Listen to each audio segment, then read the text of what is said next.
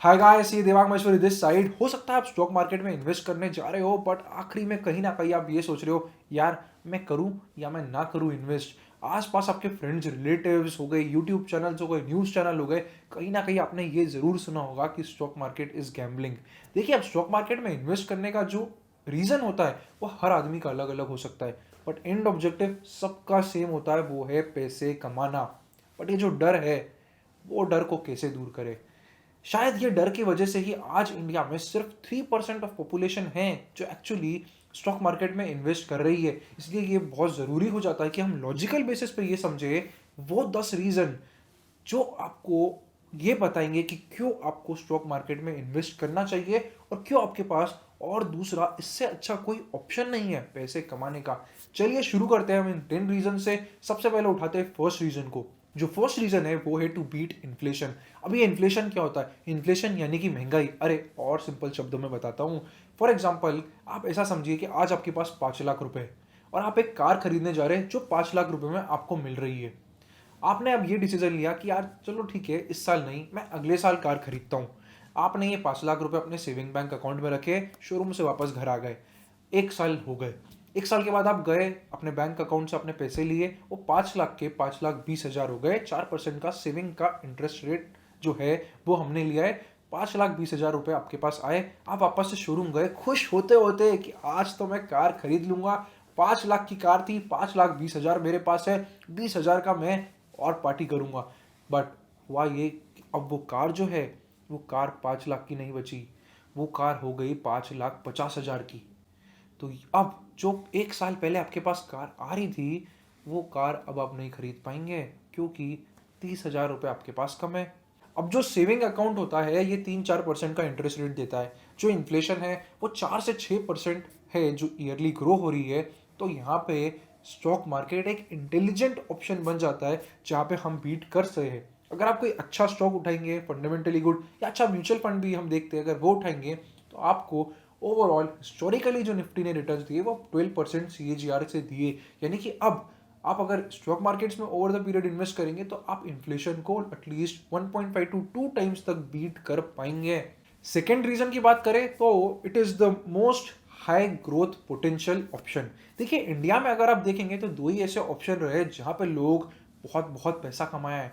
एक है stock market और दूसरा है रियल स्टेट। इन दोनों ऑप्शन के अलावा आप उठा लीजिए, कोई इंश्योरेंस का प्लान हो गया, या saving bank deposit, fix deposit हो गया, या बॉन्ड्स हो गए, डिबेंचर्स हो गए, इन दो को कोई भी इंस्ट्रूमेंट बीट नहीं कर पाया है। अब इन दो में हम देखें कौन सा बेस्ट है, तो हो सकता है ये हर एक पर्सन के लिए अलग अलग हो। रियल स्टेट में भी बहुत पैसा आया है, बट प्रॉब्लम ये है कि जिसको रियल स्टेट की अंडरस्टैंडिंग नहीं है, उसके लिए ये इन्वेस्टमेंट बहुत रिस्की हो सकता है। एक ज़रा सी गलती और हो सकता है पूरा का पूरा कैपिटल चले जाए।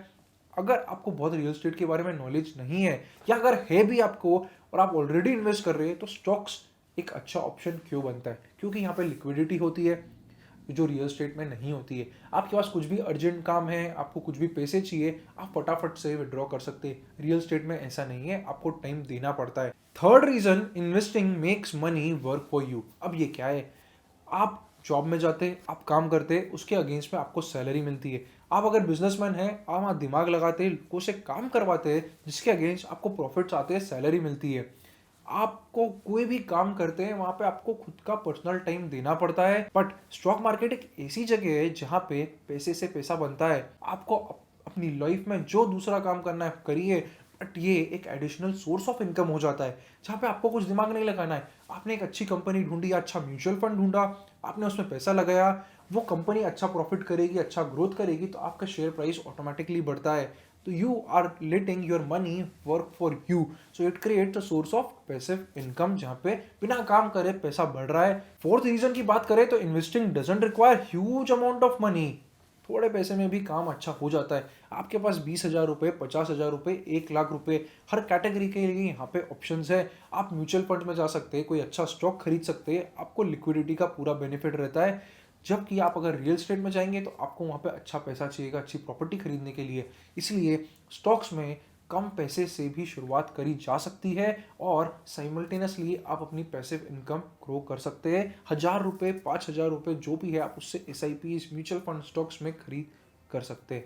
अगर हम अब फिफ्थ रीजन की बात करें, so fifth reason is you don't need to be a genius, आपको यहाँ बहुत ज्ञानी होने की जरूरत नहीं है। एक बहुत ही फेमस कोट है पीटर लिंच का, that if you can understand fifth standard maths then you can understand stock market. यानी कि क्या बोल रहे हैं कि अगर आपको फिफ्थ क्लास की मैथमेटिक्स समझ में आ रही है ना, तो आप स्टॉक मार्केट भी समझ जाएंगे, क्योंकि स्टॉक मार्केट एक साइकोलॉजी का गेम है। क्योंकि स्टॉक मार्केट में कॉमन सेंस इन्वेस्टिंग से ज्यादा लोगों ने पैसा कमाया रेदर देन वो लोग जो कि बहुत ही टिपिकल कैलकुलेशंस में चले जाते हैं। ऐसा मेरा नहीं, ऐसा पीटर लिंच का बोलना है कि हर किसी के पास पावर है स्टॉक मार्केट को फॉलो करने की, सिर्फ यहाँ पे थोड़ा पेशेंस चाहिए और हल्का फुल्का लॉजिक चाहिए। सिक्स्थ रीजन है वो है investing is very simpler now. क्यों? क्योंकि यहाँ पे अब आपके पास डिस्काउंटेड ब्रोकर्स है जहाँ पे बहुत ही लो कॉस्ट लगता है।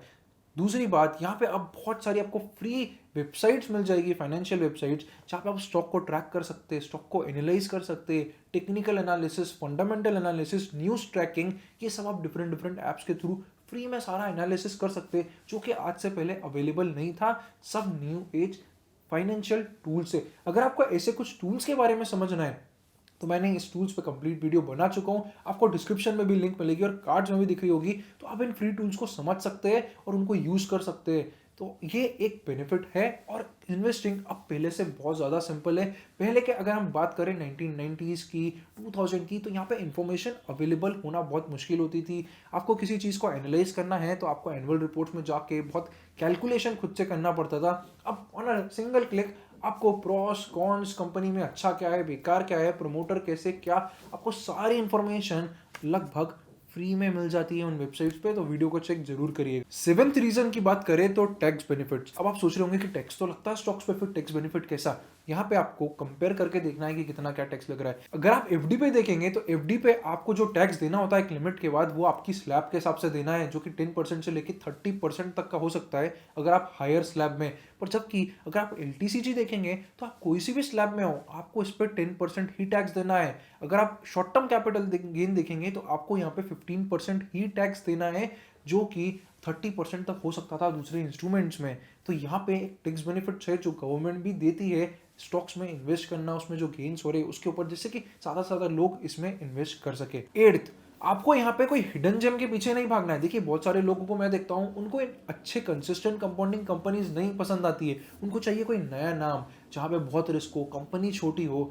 तो उस तरीके की हाई रिस्क लेना स्टॉक मार्केट में ज़रूरी नहीं होती है। अगर आप सिर्फ कॉमन सेंस यूज़ करेंगे और देखेंगे आपके आसपास कौन कौन सी कंपनीज है, जूते किस कंपनी के पहन रहे हैं, आपको आसपास क्या दिख रहा है, वो कपड़े किस कंपनी के आसपास दिख रहे हैं, लैपटॉप्स किस कंपनी के दिख रहे हैं, आपको इलेक्ट्रिसिटी में items, fridge, washing machine, TV, अगर आप ये सब आसपास देखेंगे तो आपको काफ़ी सारी कंज्यूमर ब्रांड्स मिल जाएगी, कॉस्मेटिक्स हो गया, एक्सेट्रा एक्सेट्रा।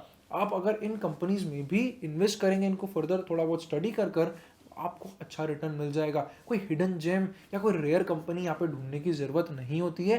अगर आप इन कंसिस्टेंट कंपाउंडिंग कंपनी जैसे कि एस्ट्रल पॉली हो गया, हिंदुस्तान यूनिलीवर हो गया, पिडिलाइट हो गया, और काफ़ी सारी ऐसी कंपनीज हैं, अगर आप उसमें भी इन्वेस्ट कर देंगे तो आप इजीली इन्फ्लेशन को 2 गुना से बीट कर देंगे ओवर द पीरियड। चलते अब अगले रीजन पे। अगर आपको वीडियो अभी तक अच्छा लग रहा है तो आप वीडियो को लाइक जरूर कर दीजिएगा। कमेंट में जरूर लिखिएगा कि अभी तक में से आपका कौन सा ऐसा रीजन है जो आपको सबसे ज्यादा लॉजिकल लगा, और देखते हैं क्या ऐसी चीज ओवरऑल हमें कमेंट्स में मिलती है जिससे कि लोग स्टॉक मार्केट में इन्वेस्ट करना चालू कर सकते हैं। Ninth reason is to create alternate source of income. देखिए एक बहुत ही पॉपुलर सेइंग है कि हर एक मिलियनर जो मिलियनर बना है उसके पास 7 सोर्स ऑफ इनकम रही है। अब बहुत सारे लोग को ये मानना है कि यार 7 सोर्स तो बहुत होता है, हम तो एक ही नहीं कर पा रहे, हमारे पास एक है जो बहुत कम है, हम दूसरे तीसरे पे कहाँ से दिमाग लगाए, कहाँ से लाए। देखिए अब वो तो एक प्रॉब्लम है, बट रियलिटी तो यही है कि जो मिलियनर है उनके पास 7 सोर्स ऑफ इनकम होती है। सो बजाय कंप्लेन करने के आपको ये अल्टरनेटिवली सोचना पड़ेगा कि क्या और चीज़ मैं कर सकता हूँ जहाँ मुझे टाइम कम देना पड़े और मेरे पैसे साइमल्टेनियसली बनना चालू हो जाए। और स्टॉक मार्केट्स इन्वेस्टिंग एक ऐसी चीज़ होती है जहाँ आपको टाइम कम देना है या टाइम बिल्कुल भी नहीं देना है, और वहाँ पे आपके पैसे अल्टरनेटिवली ग्रो हो सकते हैं। आप अपने एंटायर लाइफ जो भी आप कर रहे हैं वो कर सकते हैं, और आप एक सेकंड सोर्स ऑफ इनकम यहाँ से बना सकते हैं। उसके बाद थर्ड फोर्थ फिफ्थ धीरे धीरे आपको सोचना है उनकी तरफ भी कि क्या क्या हो सकती है। अब हम 10th रीजन, लास्ट रीजन की बात करें तो वो है power of compounding in long term. Albert Einstein, इनको तो सभी जानते हैं, इनका कहना था कि compound interest is the 8th wonder of the world. He who understands it earns it, and he who doesn't pays it। इस लाइन को आपको समझना है कि कंपाउंडिंग जो होती है, कंपाउंडिंग यानी कि पैसे के ऊपर पैसा, वो आपको ओवर द पीरियड आपकी लाइफ बदल सकती है। अगर हम वॉरेन बफेट की बात करें तो उनका लाइफ का जो ओवरऑल कंपाउंडिंग का सीजीआर रहा है वो रहा है 22% ओवर द पीरियड। और ये 22%, सिर्फ ये 22% ने उनको one of the richest person on planet बना दिया है। तो आप सोच सकते हैं कि पोटेंशियल जो है हाई ग्रोथ का वो कितना ट्रिमेंडस है स्टॉक मार्केट्स में। सो ये रहे 10 रीज़न। मैंने कोशिश करी कि आपके जितने ऐसे डाउट्स होते हैं वो मैं 10 रीजंस में कवर कर पाऊँ। अगर फिर भी आपको कुछ डाउट है तो आप कमेंट में ज़रूर आपका डाउट लिखिए, मैं 100% उसका आंसर करूँगा और आपको हेल्प करूँगा आपकी जर्नी में स्टार्ट करने के लिए। Thank you for watching this video. C A Devang Maheshwari.